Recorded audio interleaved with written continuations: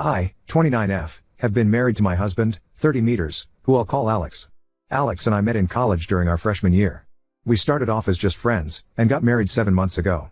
I've gotten along with his family, but we aren't super close, but we're friendly enough. The problem is that Alex has begun to make me incredibly uncomfortable.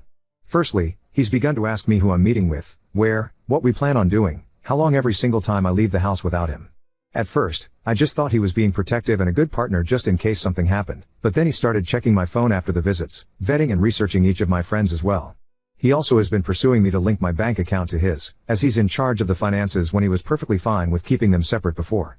We fight about it almost every day. Finally, yesterday when he was preparing to go on a work trip for 2 weeks in California, he demanded I wear a tracker so he could keep an eye on me while he's gone. I can't do this anymore. I feel like I'm suffocating, and his family, who I've spoken to about his worrying behavior, just said he's being careful and protective as a good husband should. I need to gather my things together and find a way to be gone before he gets home without tipping him off. He's always threatened that if he ever found me cheating on him, he'd turn in divorce papers the same day. He keeps a filled out copy in his desk. I'm going to submit those the day I leave. But there's so much to do: Bergen, finding a new place to live, seeing if my job has any transfers available, packing and moving in 2 weeks. His return flight May 11th, so I need to move quickly. I'm posting here because I don't have any close family, and I can't risk dragging my friends into this as we share the same friends. I just need a place to vent, and ask if anyone has any advice on the easiest and safest way to do this. Edit. Oh my god, you guys are amazing. I never even thought to not use his divorce papers. I'll check for cameras before I start any packing or prepping. I may also shred his divorce papers just in case and look into getting a lawyer for myself. I'm in a no-fault divorce state, that much I so remember, which will help. Update 1. Some asked why I'd be hiding things from Alex regarding going out and who I'm meeting with. I don't, and I have nothing to hide. However, when he begins to then double-check everything I tell him with the other people there, right down to each person I talk to and what I said. Did I send any text MSGs? Did I order food? How much did I eat? That's when it started to feel like I was slowly being pushed into a corner. It didn't start that bad, but gradually grew worse over time. All of the Reddit subs, my in-laws' families, are part of our related gardening and DIY, so I highly doubt they'll see this. If so, by the time they do, I'll hopefully be gone. I talked to my job and explained things to my manager. And they promised to look into openings in other states to see if they could get me into one. They'll have an update on that in 3 days. I trust that my bank account is secured, considering he's tried to get into it before and failed. I found one camera in the kitchen, another in the living room, and one in our bedroom. As such, I've left them in place for now and done all other planning, either in the bathroom pretending I'm taking a bath. I'm honestly staying away from the domestic violence services as my sister-in-law is unfortunately higher up in those, considering she volunteers there, and I have a feeling if I did show up there, they would know in a heartbeat. I can't look for apartments until I get the update from my work, but either or I'm still gonna be leaving the state. The day before I do, I will be changing my number carrier and wiping my laptop and all of his electronics before I do. I've met with 2 lawyers so far and had them look over the paperwork. My husband had prepared, and both said that it did have some clauses in it that could have caused me some trouble down the line. What alarmed all of us closed the fact that several of those clauses dealt with future children, and not as a hypothetical. Like several hairs suggested, I have a feeling he fully intended on getting me pregnant to keep me trapped and tied to him. There are 3 other locations my job could send me to, and I have, as a precaution, begun looking into all 3 cities and housing in the areas. Just in case one of those, this is the one they send me to. Even if they don't have an opening that they can push me into, then I will just have to quit, move and figure things out on my own. I have enough money to live and survive for a few months until I can pick up another job. Unfortunately, all of our friends are mutuals and would likely be unaware of the consequences of saying or sharing anything I do or say with my husband. I don't have any surviving close family, and obviously my in-laws are not a good resource to rely on. I am on my own, unfortunately, other than the wonderful bonds I've begun to make here. Update 2. Good news. My work has an opening I qualify for that will not only shift me across the country, but also comes with a salary increase as well. I've started telling my in-laws and friends that I'm planning a surprise outing for when my husband gets back for just the 2 of us. This way, people don't give me odd looks if they see me out and about. I've even gone as far as asking Mill to show me his favorite recipes. Meanwhile, I've found a moving company that, while small, is willing to work in a storm. The reason is, in 5 days, we're supposed to get hit with a large storm front. I plan to shut off the breaker and say we lost power if he asks, just as several people here suggested, and even send him a short clip of the storm. I'll have all of my stuff moved that afternoon, and I will be flying out once the weather has cleared enough to do so. I have a lawyer who will push my divorce through, and I've filled out the necessary paperwork so that I don't have to be here for it. I'm not suing for assets or alimony, and I've shredded his divorce papers as well. I've set up a cheap payphone plan through Cricket until this is all said and done, at which point I will find a new carrier, number and phone. This one is being wiped and left behind. My laptop is provided by my work, and the IT department inspected it thoroughly and it was clean, thankfully. No other electronic aside from my laptop and new phone will be coming with me. If Alex needs to talk to me, he can do it through my lawyer. Not sure if anything else will happen. My fingers are crossed that he doesn't think anything's amiss until after I leave, and I'm not turning the breaker back on when I do. He can when he gets home. My work is covering the plane ticket, so that at least is one expense I don't have to finagle in. Update 3. It's been a busy week, but I've gotten so much done. Firstly, I am now out of the house and am currently in a hotel while I look for an apartment. It's a big city, bustling with people no matter where you look. We had a pretty bad storm system hit back home, that actually lasted 2 days. High winds, thunder, lightning and even hail everywhere. I didn't take much from the house, my documents, clothes and important sentimental items. I left all of the furniture and electronics behind. I cleaned the house top to bottom and took pictures on my phone so he couldn't claim I damaged anything when I left. My lawyer has already started divorce proceedings, and my husband will be served on the 8th. His plane is due to land early morning, and the sheriff will be there at the house waiting for him. He is very much about public appearances and reputation. My lawyer will be calling him as well to inform him that I am more than willing to air out everything to the public about his actions if it means securing my freedom from him. I will go to court as long as I must to get this pushed through. I haven't told our friends or his in-laws yet. I will do that while he is on the flight to prevent him from getting wind of it before he's handed the divorce papers. I will be calling around and explaining why we're getting divorced, to try and prevent him from twisting this into somehow being my fault. I don't want him trying to claim I had an affair or something, so I want to get the truth out before he can twist this. I'm doing okay. I'm tired, but yet I feel almost jittery and off kilter. I keep looking over my shoulder and monitoring what I say even when I don't really need to anymore. Hopefully that will fade soon. My work is covering the cost of the hotel, and I'm working on getting my other things in order. I also need to find a new GP as I want to get a full test just to make sure everything is okay. I don't know when my next update will be, probably when the divorce papers are filed or if we have to go to court to push them through. I will try to keep my head up, but it feels like I'm in a whirlwind or something with so many things to do and think about. I kinda thought it would be easier once I got out of the house, but while the fear is smaller, somehow the number of tasks only seems to have grown. Update 4. Sorry I haven't updated for a while, things got hectic and a bit chaotic honestly. Firstly, I'm working on getting an apartment still and have applications in at 3 different places and will hopefully hear back from them soon.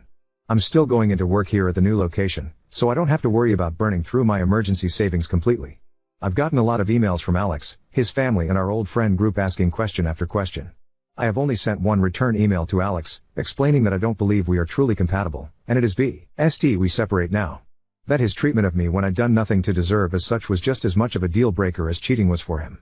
I ended the email with a statement that I would not be contacting him further and anything else he needed to pass on to me or vice versa would be done through my lawyer. For his family and friends, I just typed up one email outlining everything that had happened and why I left. I told them I wished them no ill will, but that such treatment of his wife and partner was not acceptable. That should Alex get remarried in the future, I wish they would help support both partners and not just Alex. Alex, from what my lawyer told me, was livid when he was served. The sheriff actually ended up booking him for assault on an officer and menacing due to the threats he was shouting. His father bailed him out in a few hours, but with the testimony of the sheriff, my lawyer believes I have a very good chance at getting a restraining order. Alex, upon returning to the house, apparently lost his temper again, breaking the dining table into pieces as well as the TV, and putting several holes in the walls. At least that's what one of the emails from one of our friends reported as Alex called him to help him clean up the mess.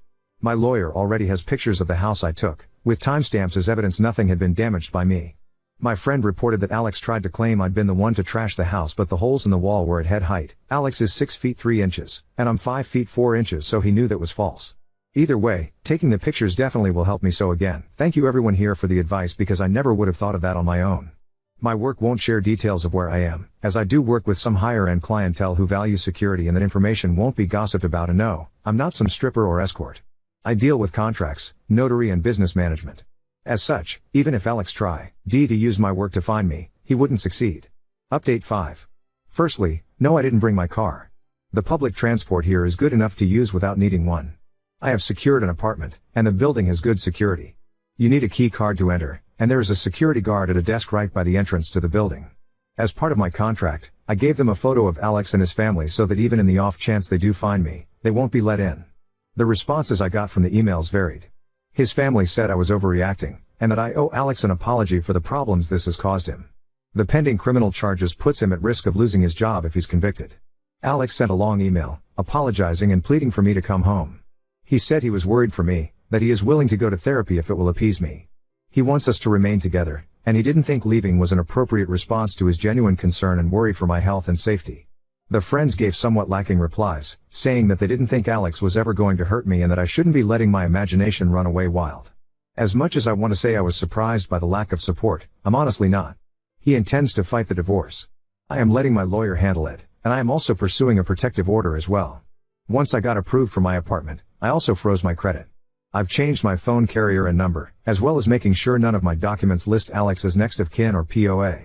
Some have asked why I was so paranoid about Alex and his possible future actions. The answer for that actually is somewhat simple: my grandmother. I love that woman to bits. As a teen, she explained why my grandfather was never around. He was extremely abusive and manipulative, and her generation didn't allow divorce really. She wouldn't have been able to buy a house or get a good enough job to support her and my mother on her own. As such, she endured it, shielded my mom as she could until my grandfather died. When I felt like I may have been overreacting, I remembered how she'd said she'd always wished she'd been able to see grandfather for what he was early on when she may have been able to annul the marriage. Update 6. It's been a month since my previous update, and I wanted to share some of what's been going on in the meantime. The divorce is proceeding, but even though I don't need him to agree, and he's not, it means I have to go through the courts to get it approved. As such, it could be upwards of 6 months to push it through even though I'm filing without attempting to claim property, alimony or compensation. I just want a clean break and separation. Alex has attempted to use our friends to reach out to me, as he doesn't want to use my lawyer for communication. He's saying it's disrespectful and cowardly to hide behind my lawyer and not meet him face to face. Alex wrote me a letter that he did pass off to my lawyer, but the contents were him justifying his actions and claiming that in today's time it is dangerous for women to be on their own, which is why he was so intent on trying to keep me safe from harm. He wanted me to understand that he was trying to protect me as best he could and was hurt that I would just lie to him and hide my actions from him related to my dissatisfaction with our marriage and my moving. I didn't reply, because at no point did he apologize. All he did was turn everything around on me as I was being overly dramatic, emotional and cowardly. There was a second letter with Alex's from my sil. Her letter was honestly disturbing and completely justified my misgivings regarding approaching her in any kind of professional capacity. She spent 5 paragraphs detailing how a real abusive relationship looked like and that Alex was the furthest thing from abusive. The details she included were all related to financial abuse and physical abuse. Nothing like what Alex had been doing. She stated that my attempts to smear her brother's name for attention and clout made me the abuser, not him. I haven't really been able to process that, admittedly. Part of me can't help but wonder if she's right. I mean, I blindsided him by leaving as I did and am refusing to speak with him at all. My old boss recommended that I look into getting into therapy after I moved, and I think I need to. I have had a hard time adjusting to being on my own. I keep censoring myself and haven't even gone out to eat yet. I always end up worrying about what if someone sees me, what if I get in trouble for spending my money on something frivolous. My lawyer is continuing to fight for the divorce, and I shouldn't need to be physically present in court. Any meetings needed between me and the judge can be done via Zoom. I'm trying to avoid confrontation with Alex and his family for now as much as I can and passed both letters to my lawyer in case he needs them. Our friends are mostly trying to avoid taking sides still, and I'm honestly approaching the point of just letting them go as well. I'm tired of fighting for them to understand at this point. I don't know if anything is going to happen, so my next update may not be until around mid-November depending on how long it takes to push the divorce through. Work is going well, and it's helpful to have something familiar to anchor my day-to-day life when so much has changed and is changing even now. Now on to second story. Best friend had a crush on me, but she thought I would never date her because she used to be fat, so now I'm afraid to make a move and potentially lose her. When we met, I was in a toxic relationship with my now ex. She was focusing on school, working and getting in shape, so I never really saw her romantically due to these factors, but I've always thought she was a beautiful person and a joy to be around. I'll call her Kelsey. I've told her things I wouldn't dream of telling my ex, talked or hours about anything, played board games, watched movies, went to restaurants, invited her to my book club and just included her in almost every aspect of my life as she did the same with me, but we were rarely alone together. Nothing intimate besides hugs and jokes with friends, so never really thought of her like that. I finally had enough of the years-long verbal abuse, threatening to harm herself and mind games with my ex when I started to realize I was spending more time with Kelsey and would sometimes forget about my own girlfriend as Kelsey made me happy and ex filled me with dread. It was roughly 7 months ago when I broke up with her. Kelsey 2 years ago was a bit chubby and she was working really hard to get it off, so I was super supportive of her and gave her fitness nutrition tips. She has gone from 195 to 130, but her heaviest was apparently 260 and you cannot even tell she was once that size. I'm so proud of her, and ever since the breakup she's all I can think about, and we've been spending some time alone now. Her lips, the way she laughs, her smile, her eyes, and yes, her body is incredible. The fact she put in the work to lose the weight and is disciplined to keep it off while working and going to school makes her even sexier to me. She's always been there without me even asking. She would just know I needed her support in some way, and I would always find a way to let her know I truly appreciated her.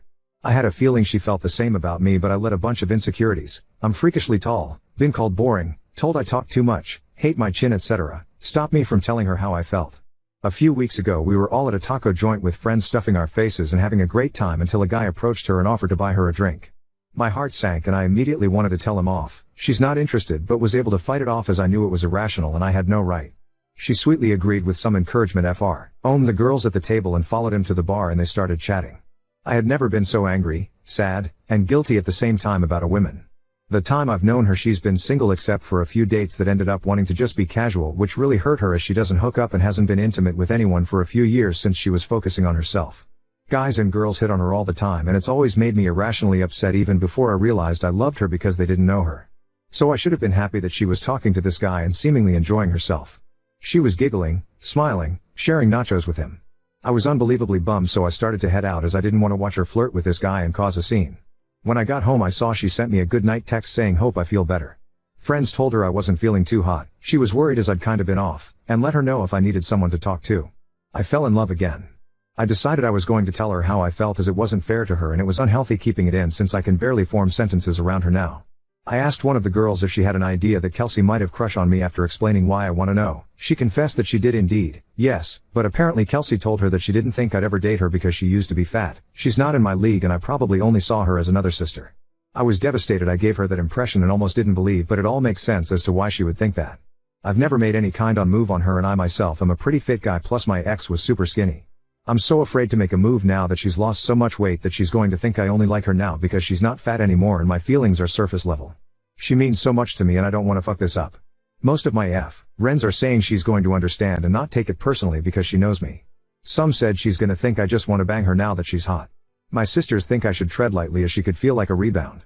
How to approach this without coming off as shallow and potentially losing her or her respect. Update 1. After coming back to these comments and messages over and over, I realized I was severely overthinking everything, making things way harder than needed, and came to the conclusion that I didn't need to bring up such a sensitive topic in the first place just to tell her how I feel, especially since she didn't confess that to me directly. I just needed to tell her and rest would follow.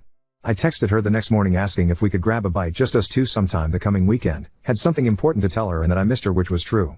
I stupidly ended up worrying her with the way I worded this. She thought I was moving, however she was excited and told me she missed me too. She was free that night if I was down and the day after next. I very much started to panic as it was sooner than anticipated, but that night really was the best time.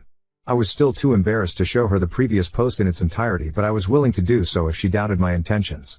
To keep this brief, I'll spare the mushy details, but we met at her favorite tea shop, caught up for a while, then she actually outright asked me what I needed to tell her. It took me a bit to articulate everything since I was actively trying not to stutter like a dweeb, but I told her most of what I originally posted. I've had feelings for her even before the breakup and just didn't know how to tell for so many reasons. I told her the important ones, but that she's always on my mind. I've always loved how kind, caring, thoughtful, dedicated, and just all around amazing on top of being so beautiful. She made me realize sacrificing my happiness to keep someone that hates me alive was unhealthy, that I deserved to be happy, and I was happiest with her. No one brightened my day like she did. She looked preciously stunned for a moment after I was done and was tearing up a bit at this point, but proceeded to tell me she's felt the same since we met and had a tiny feeling I liked her.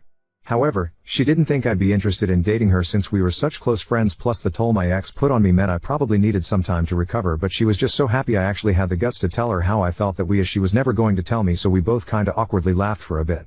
We talked for a while more and I was so overjoyed, relieved and super nervous as the mood immediately shifted to something newly intimate, but I did end up asking to take her out on a real date, whenever she was ready, as I did just lay a lot on her. Long story short, as a lot has happened since then, she's now currently my girlfriend. We're taking things super slow. Our second date is in a few days and I'm kicking myself for not telling her sooner. She hasn't mentioned her weight at all and I will be 100% showing her the post if she ever does, so now I'm really glad I didn't start off with that. I'm so thankful for each and every one of you for your feedback, encouragement, support, and couldn't have done it without you guys. Serious rock stars over here.